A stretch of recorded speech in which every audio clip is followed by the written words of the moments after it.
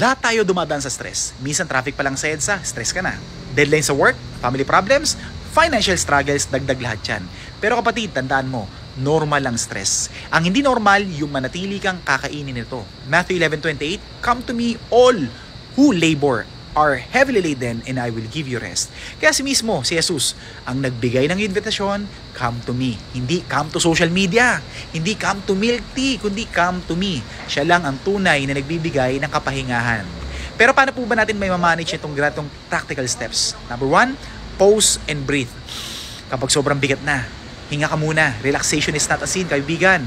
Kailangan natin ang katawan natin yan at ang utak natin yan. Number 2, prioritize. Hindi lahat dapat sagutin.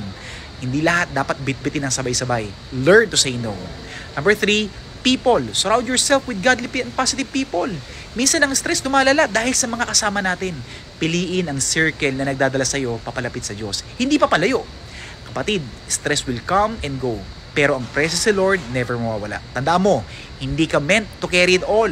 Kasi may Diyos na handang tumulong at magbigay ng kapahingahan.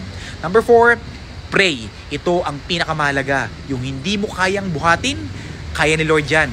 Ikas mo sa Kanya ang lahat. 1 Peter 5:7, "Cast all your anxieties on Him because He cares for you."